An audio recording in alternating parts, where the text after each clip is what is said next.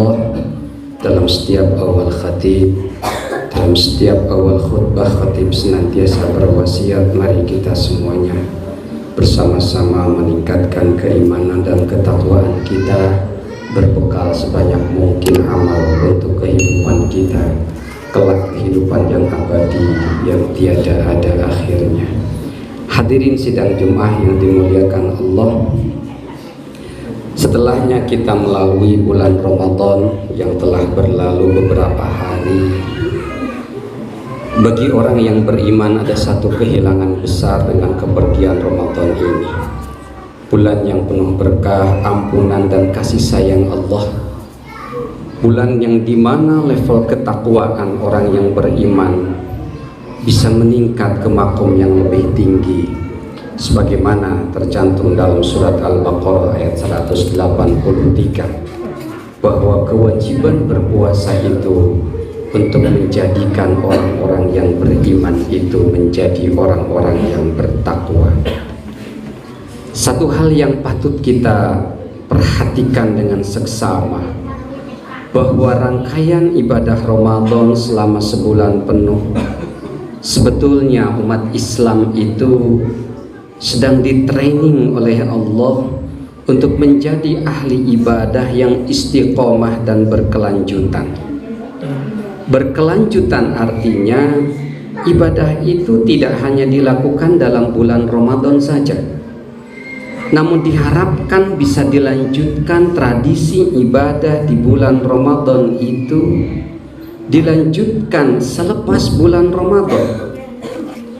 Dengan cara apa? Dengan cara menjadikan ibadah-ibadah atau rangkaian ibadah di bulan Ramadan itu menjadi sebuah kebiasaan atau habit, yang dimana kebiasaan itu ketika kita kita terus ulangi, maka akan menjadi sebuah karakter. Kalau sudah menjadi karakter, maka itu akan mengakar dan sulit lepas dari diri kita. Ada ungkapan yang menarik dari ilmuwan dan sosok yang terkemuka di dunia kepemimpinan internasional, yang secara ringkas apa yang dia katakan itu bisa diringkas dalam beberapa ungkapan. Yakni yang pertama, apa yang dia katakan, taburkan pemikiran maka Anda akan menuai perbuatan. Taburkan perbuatan maka Anda akan menuai kebiasaan. Taburkan kebiasaan maka Anda akan menuai karakter. Taburkan karakter maka Anda akan menuai takdir. Diawali dengan kita menaburkan pemikiran, maka kemudian setelah kita berpikir, mempertimbangkan ada efek positif dari ibadah yang kita laksanakan selama bulan Ramadan, maka kemudian kita bertindak. Selama bulan Ramadan mungkin sholat subuh kita ramai, karena orang sekalian setelahnya makan sahur melaksanakan ibadah sholat subuh berjamaah.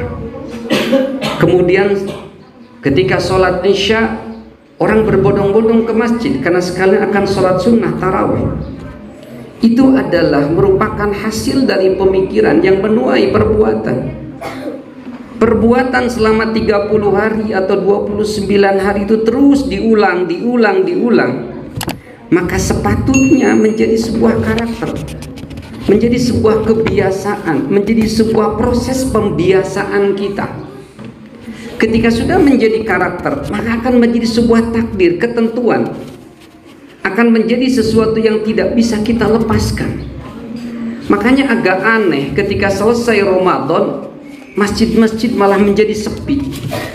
Tajuk-tajuk langgar-langgar seolah-olah ditinggalkan oleh jamaahnya, menjadi hening, sepi, jempling, kekurangan jamaah. Tadinya isya ramai sekali dengan jamaah, kadang sampai keluar, sampai akhir Ramadan pun masih penuh. Setelah Ramadan berlalu, hari kedua dari bulan Syawal sepi jempling, rehe comrek, sepi, gak ada jamaah. Sholat subuh sama juga, berkurangnya sangat signifikan dan sangat drastis. Ini sebuah PR yang sebetulnya adalah sebuah anomali. Anomali itu sesuatu yang agak kurang pas. Seharusnya setelah kita training selama 30 hari, kita melakukan pembiasaan sholat berjamaah subuh, pembiasaan sholat berjamaah isya, sholat berjamaah yang lainnya setelah Ramadan harusnya menjadi sebuah karakter kita.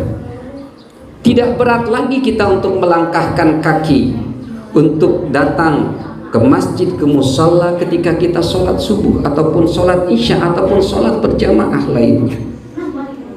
Hadirin yang dimuliakan Allah, maka oleh karena itu tugas kita saat ini setelahnya usai bulan Ramadan, maka best practice atau praktek-praktek terbaik di bulan Ramadan itu harus kita langgengkan, harus kita istiqomahkan.